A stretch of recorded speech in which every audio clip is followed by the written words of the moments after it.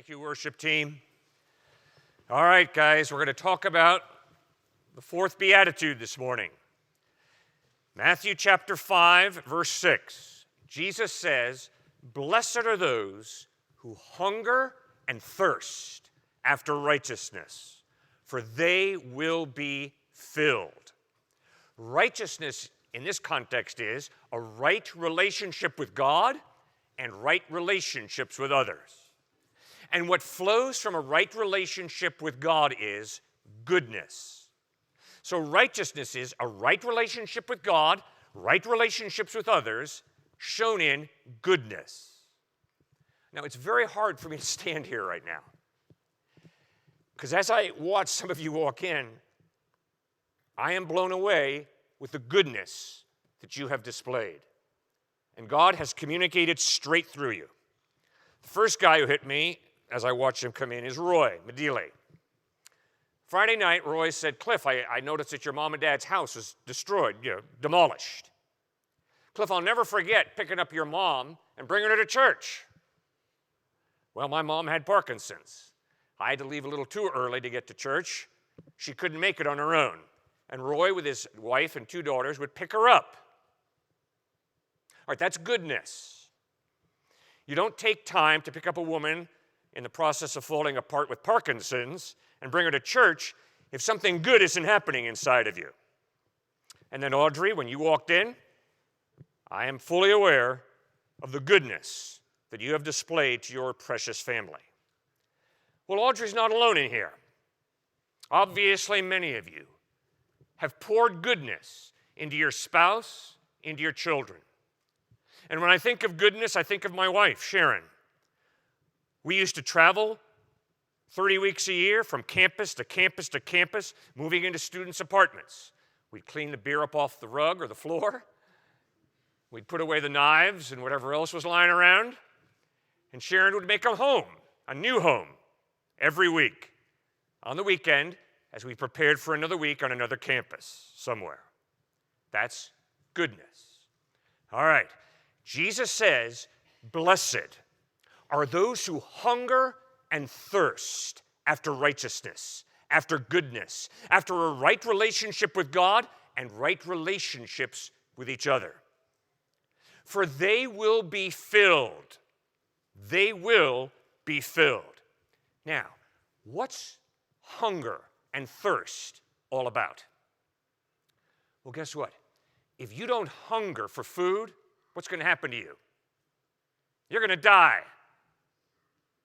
And that's one of the weird parts of the disease of anorexia. You don't have an appetite. You're not hungry. You don't want to eat. And one of the perverse things about the disease of anorexia is you shrivel up. And like Karen Carpenter, you die.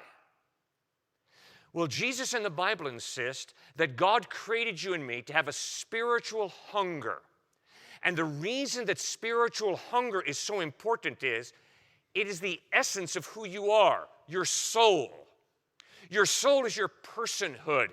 Your soul is your personality. It's the real you. And if you and I don't hunger and thirst after righteousness, if we don't hunger and thirst after God, we will shrivel up on the inside. Now, how do you develop hunger? How do you develop thirst? First of all, through a need. Your body tells you, I need food. I'm hungry. I'm thirsty. That's good. When you and I realize we were created not by chance, we were created by an intelligent being who actually cares about us and loves us. When we begin to realize, I'm not a computer. I'm not a robot. I'm a human being with a free will. I have a real me, and I need to grow in a relationship of integrity, of love, of truthfulness with a God who created me. When I realize that need, I begin to hunger and thirst after righteousness. But there's a second reason that I eat food. It's because I enjoy it. And there's a second reason that I hunger and thirst after God. Because I have tasted and seen that the Lord is good. Now, obviously, I was moved emotionally as I thought about Roy, Audrey, my wife, and the goodness that they have expressed. But when I am confronted and when I begin to meditate and reflect and give my attention to the goodness of God, guess what, guys? That tastes really good. Really, really good. And you know that because every person who's your closest friend, I bet, is probably a person who displays goodness. And you have been attracted to that goodness. And you long to be around that person because you delight in being in the presence of goodness. Now this gets to, how do you think about God? How do you think about God? Dallas Willard was head of the philosophy department at USC out in Southern California. And he was a devoted follower of Christ. And Dallas Willard said, "We live at the mercy of our ideas. We would be wise to reflect carefully on those ideas that we have about God." Now, I'm praying that you and I are going to have accurate ideas about God. And the first accurate idea about God is, He is a boundless mystery. God is a boundless mystery. In the beginning, God created the heavens and the earth. God created the universe. We're talking about an eternal being. We're talking about a being who put the universe in place.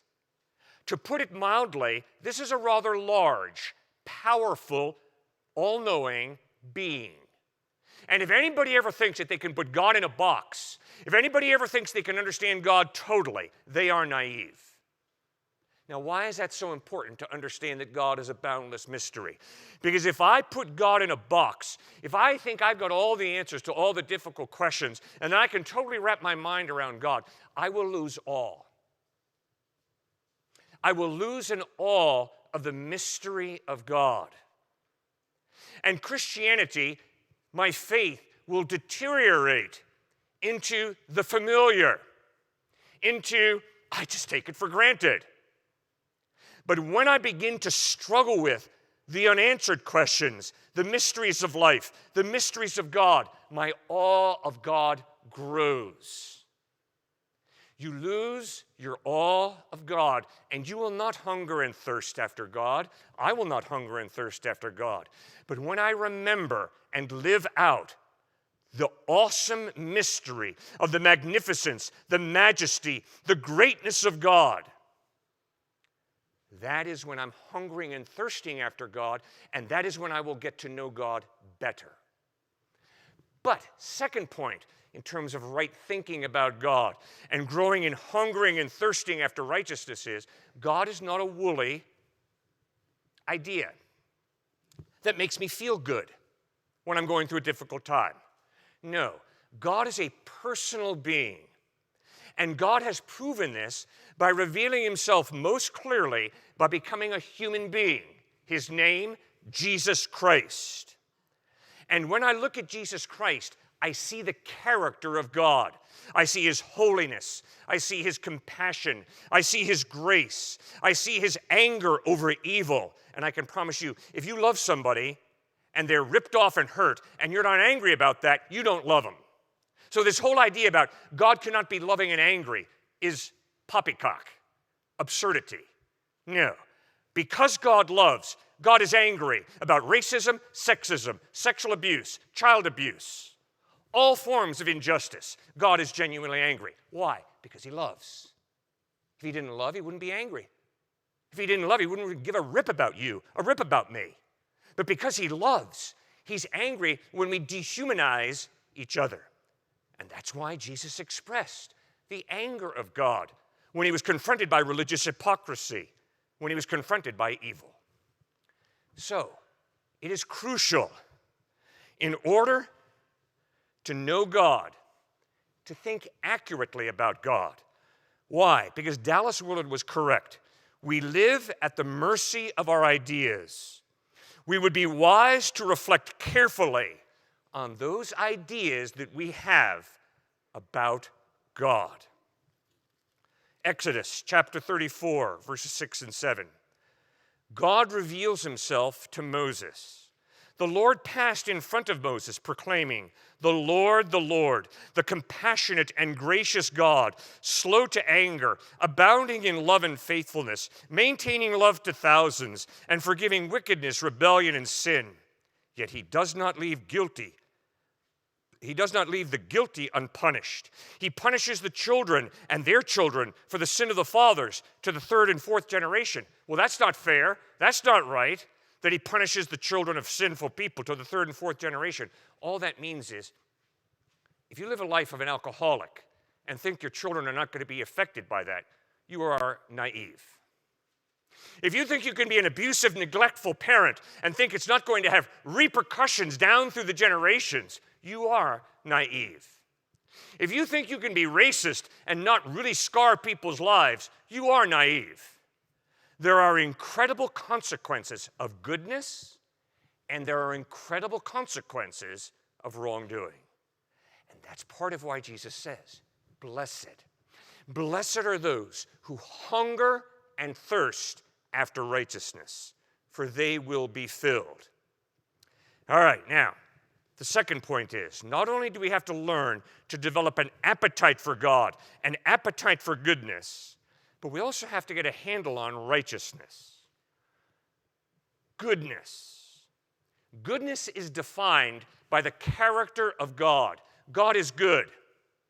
And because you and I are created in the image of God, that means God created you and me to reflect God's goodness in our marriages, in our families, in our society, in our schools, at our businesses, in our neighborhoods. God created us in his image, which means God created us to reflect his goodness. Exodus chapter 20, the 10 Commandments. Very specific definition, examples, not total, but very specific examples of goodness. First commandment, I am the Lord your God. You'll have no other gods before me. Righteousness grows as I grow in a relationship with Christ, as I grow in a relationship with God. When God is number one, my life changes. When God is a secondary idea, my righteousness fades. My goodness can fall apart. Oh, Cliff, that's not quite fair. I've got a lot of atheist friends who are very good people. Yes, so do I. In fact, all of my atheist friends are very good people. All right? Why? Because we have consciences given us by God. And my atheist friends often choose to follow their consciences. My atheist friends have rational minds, the same way I have a rational mind. And a lot of goodness and a lot of our habits in life are a direct result of our upbringing. What kind of homes did we grow up in? So, the first commandment is, in order to grow in goodness, in order to grow in a right relationship with God and in right relationships with people, you have to have God number one. You've got to have Jesus Christ number one. Now, I hope I won't offend any of you with this illustration, but I find this one a fascinating one. You ever hear of Andy Warhol? Pop art icon? All right. Andy Warhol, most of us would not consider having lived a very righteous life. He was a pop art icon. He had an art studio called The Factory. And that was the center of the pop art movement and all the moral excesses that went along with it. But a closer look at Andy Warhol's life is fascinating. It reveals that his religion kept him from going over the edge. Andy Warhol prayed daily. Andy Warhol occasionally went to Mass. And you know what Andy Warhol did with a lot of his vacation time? He worked in a soup kitchen among the homeless and the poor. He even put his nephew through seminary. But he lived a life that was marked by a lot of wrongdoing. But something fascinating about him is, in the final year of his life, Andy Warhol became obsessed with Leonardo da Vinci's painting, the Last Supper. And what Andy Warhol did with his tremendous artistic ability was he produced variations of the painting, The Last Supper by Leonardo da Vinci, with pop icons stamped over them. So he took the picture, the painting of Leonardo da Vinci, and he would put pop icons on top of it. In other words, he took the ordinary and obscured the extraordinary. And a Catholic writer named Michael Davis comments, the implication is that our appetites distract us from the vision of Christ. And that's what Andy Warhol did. He had this incredible painting, The Last Supper, with Christ and his disciples. And he put pop icons on top of it, obscuring his vision of Christ. All right, if we're going to hunger and thirst after righteousness, the implication is that we've got to remove that which distracts us from an accurate vision of Christ. And that, my friends, is why I want you here every Sunday morning. And that, my friends, is why I want you in a small group. And that's, my friends, why you and I need to read the Bible, to pray on a daily basis, to have a quiet time when we slow down and reflect on Christ and make sure that we have an accurate picture of him and then get to know him better. Why? Because there are so many distractions that rip us away from an accurate vision of Christ. Oh, come on, Cliff, that's really hard to do that. You bet it is. You bet it is. It is hard. It's hard for me. All right? It's like, my wife gets up and says, Cliff, it's 8:30. You're still in bed Sunday morning. What's going on? Come on, Cliff, you're 68 years old. Would you please get up and go to church? And I say, well, why? She says, well, you happen to be one of the pastors, so why don't you get up and get to church? I understand that, okay? I think we all do. But guess what? In order to absorb righteousness, I have to put myself into the presence of Christ. And I do that devotionally. I do that with a small group. I do that on Sunday morning. I need to put myself into the presence of Christ with other believers who Christ will speak to me through them. You see, it's through those disciplines that we absorb righteousness. Okay, here's the real challenge with this beatitude. Jesus says, blessed are those who hunger and thirst after righteousness. You know what you and I do? We use stuff to fill our hunger. And you can do that. I can do that. I can use money, sex, pleasure, career. I can even use my family to stuff my hunger for God. And what happens is those things come between Christ and myself. And that's why the first commandment is, I am the Lord your God. I'm the one who brought you out of slavery, out of the land of Egypt. You'll have no other gods before me. Make sure that you have me, number one. And then you will be growing a hunger and a thirst after a right relationship with Christ and a right relationship with people. Second commandment, don't make an idol. Why? What's wrong with making an idol of God? Well, it's very simple. God is alive. God is speaking. God is listening and acting. And when I make an idol of God, I'm no longer connecting with God. Instead, I'm connecting with a dead idol. Cliff, but here's where we really here's where it gets real difficult, and I understand this. It gets real difficult, Cliff, because I can see an idol. Either in my mind, I can construct an idol, or physically, I can see something that's metallic, that's wooden, an idol. Yeah? So, Cliff, how can you believe in something you can't see? I can't believe in something I cannot see. That's why idolatry is so attractive. I understand. Let me tell you why that thinking is wrong. Can you see the idea? Unless I can see it, I can't believe it. Can you see that idea? No. But you believe in that idea, even though you can't see it? Yes. You see, you do believe in things you can't see. Your very statement, unless I can see it, I can't believe it, is self-contradictory. because you can't see the idea. Unless I can see it, I can't believe it. It's self-contradictory. Can you see magnetism? No. Can you see gravity? No. Can you see electricity? No. The person who says, unless I can see it, I can't believe it, is making an absurd statement. Well, what do you mean, Cliff? How is that absurd? The person who says, unless I can see God or audibly hear him, I can't believe in him, is demanding that God express himself materially, physically. That is absurd. Why? Because God is spirit. God is not a material object. And that is why it is absurd to say, unless I can see it, smell it, touch it, I can't believe it.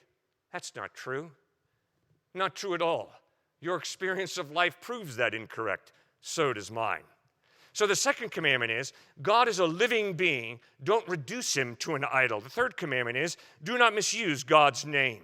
In other words, every time you take God's name on your lips, understand, you're initiating a conversation, you're entering a relationship. And that's what this commandment is all about. Don't be disrespectful to God by misusing God's name.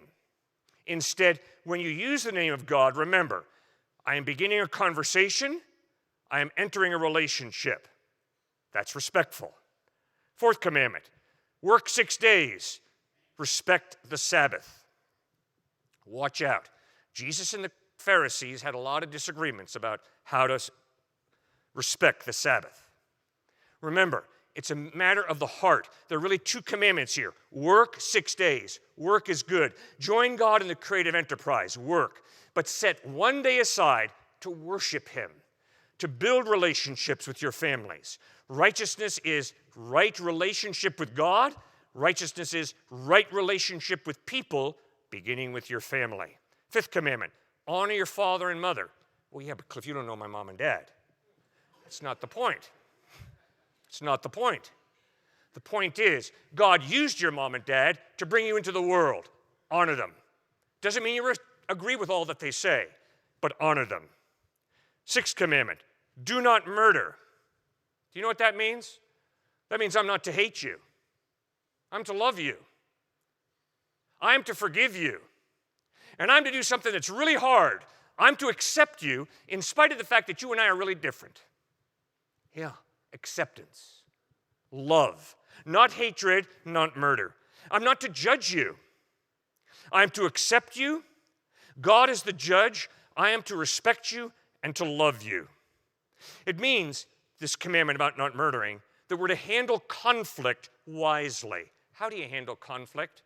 Usually I handle conflict by thinking about the next good point that I can make. I know you find that surprising to believe about me, but that would be absolutely correct. It comes naturally to me after speaking on university campuses for 40 years. I'm always thinking about, okay, what's the next point? That's not fair. I have to listen to the other person. I have to understand where they're coming from. I have to be humble enough to be willing to change. And if I come on like a ton of bricks with all my answers lined up, that's dangerous. We're to humbly listen to each other, to work for peace. That's what that commandment's talking about. And then the next commandment, do not commit adultery. Sex is a gorgeous gift that God has given us, but it's to be experienced between one man and one woman within the context of a lifelong commitment. That's marriage. What is that commandment about? It's really about loyalty. It's really about loyalty. Do I have the internal strength to make a commitment to a person and then to be loyal? And that is a big part of what it means to have a soul. You're not a machine. You're not an animal.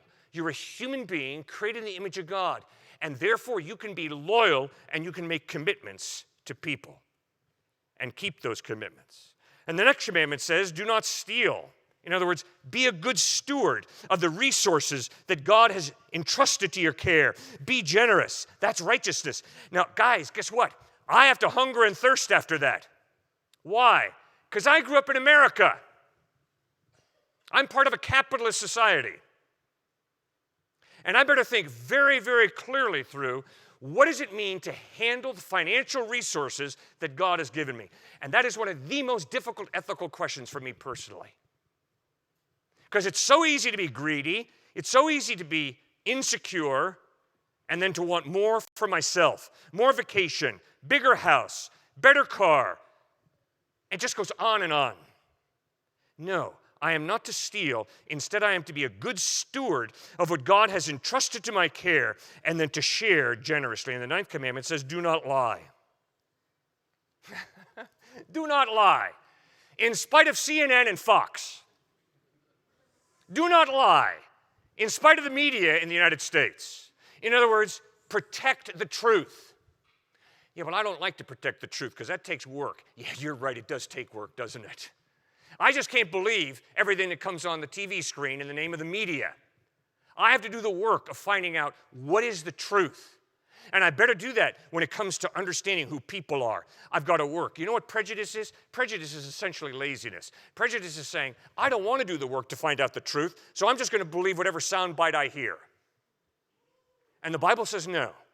The Bible says don't lie, pursue the truth. And guess what this book is? God's truth. The Bible is God revealing truth. That's why we read it. That's why it's the ultimate authority here at Grace Community Church. And then the final commandment is, do not covet.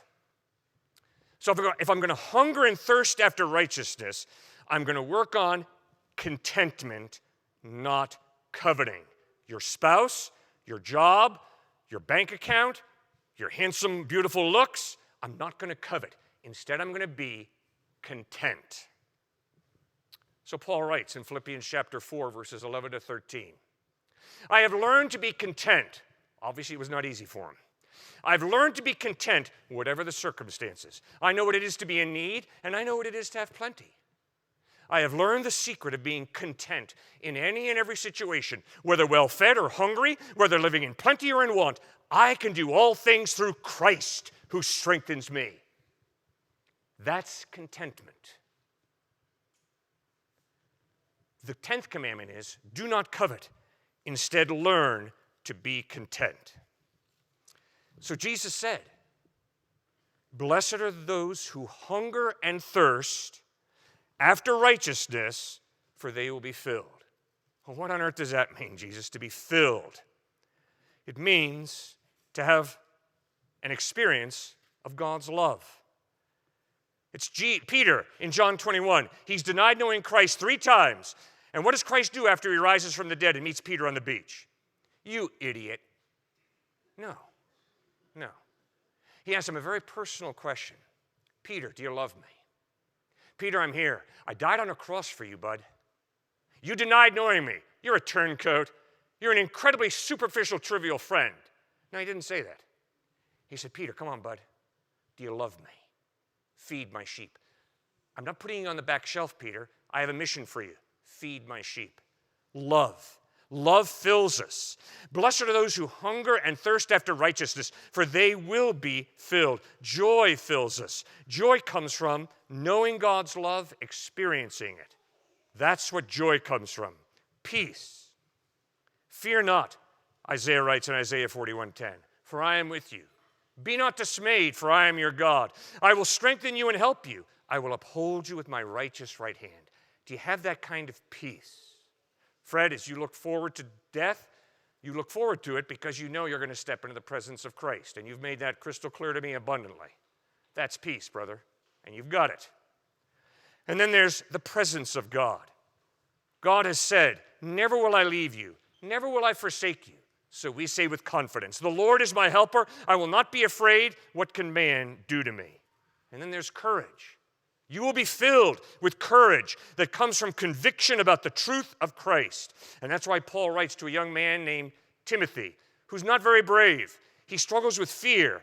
And he writes, Timothy, God has not given us a spirit of timidity, but of power, of love, and of self-control. All right, so how does that show itself in life?